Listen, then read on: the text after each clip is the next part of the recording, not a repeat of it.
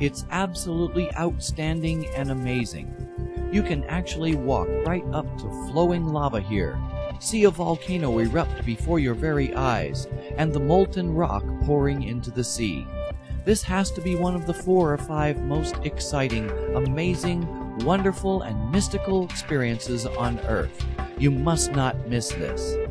Kilauea, the most active volcano on Earth, started its current eruptive phase in 1986, the longest eruption in history. Since then, it has ejected almost 3 billion cubic meters of lava, flowing from various vents in the rift, most notably Pu'u'o'o, in streams and tubes over 1,000 degrees Celsius. Much of the lava makes its way into the sea in fiery, steamy explosions, or the incredible incongruity of glowing hot lava pouring directly into the sea with little more apparent than the mere bubbling of water. Although surface flows and breakouts are frequent and common, there is no guarantee that over any given trip to the Big Island they will be visible or easily accessible to the casual visitor. Since the flow of lava over the moonscape plains and into the roiling sea can be seen nowhere else on Earth, it is certainly the most exciting, unique, and moving highlight of any trip to Hawaii. People stand at the edge of the flow and weep at the majesty and mystery of the earth remaking itself. It is wondrous, remarkable, and unforgettable. Before planning a hike to see the lava, check with the rangers at Hawaii Volcanoes National Park for information on hike length and location of surface flows and a review of safety information. The lava seems to glow with only dull petulance during the day and may be less than inspiring until nightfall brings it alive and the madly glowing fiery goddess within is revealed. Thus, knowledgeable hikers plan their hike to commence in the afternoon, reaching their destination at dusk, and to hike back in the dark. The lava streams and tubes migrate back and forth from time to time over a poly and plain of about 8 miles breadth. Sometimes the hike is a few hundred meters, sometimes a few miles, but it is always over uneven, rough surface, hot during the day even when it rains, cold at night, and navigation can sometimes be counterintuitive.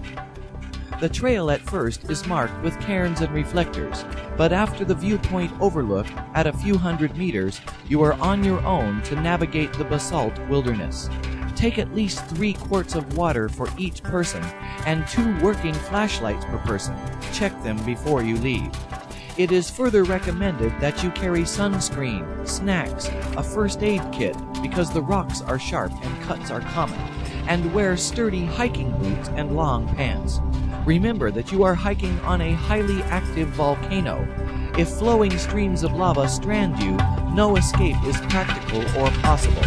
Plan, take care, and pay strict attention accordingly.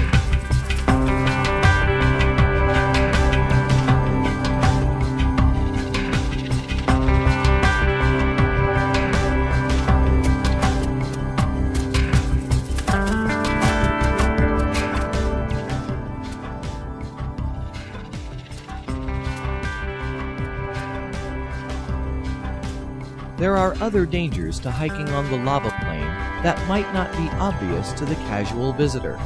The steam clouds generated by the lava entering the sea contain fine, glassy particulate material, as well as sulfuric and hydrochloric acids, in concentrations high enough to aggravate the very young and old, expectant mothers and people with respiratory and cardiac conditions. Over the past 20 years, a few adventurous people, venturing too close to the vents or the sea entry, have asphyxiated from toxic gases. The ocean near the lava entries is superheated, and waves lapping on inviting black sand beaches can be scalding hot.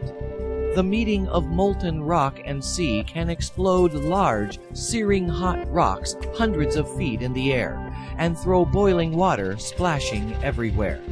Methane explosions occur without notice, dozens if not hundreds of feet ahead of lava flows, flinging huge blocks hundreds of feet.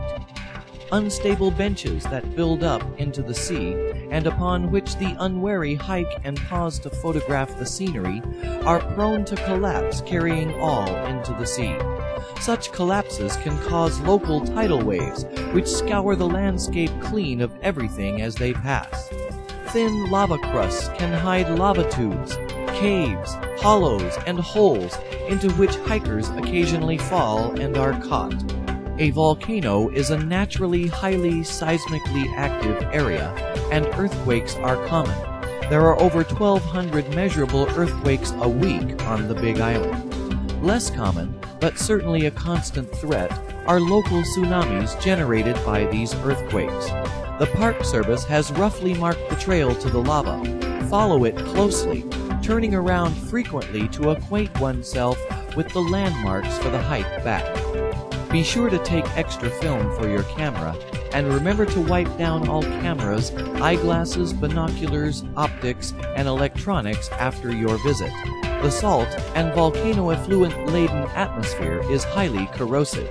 Batteries may be drained faster than expected due to the high heat near the lava.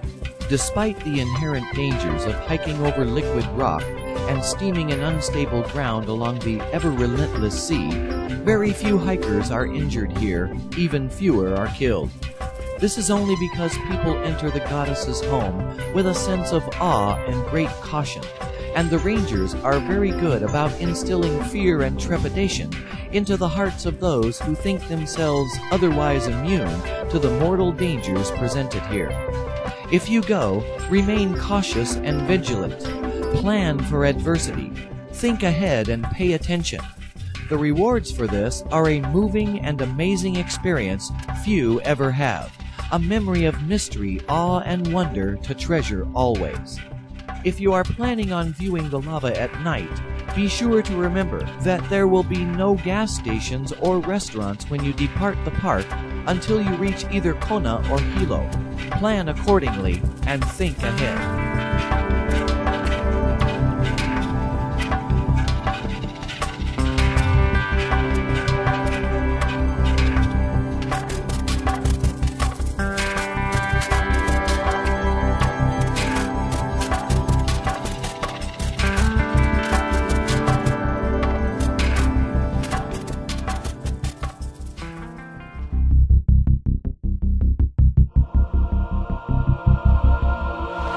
How come you're not here?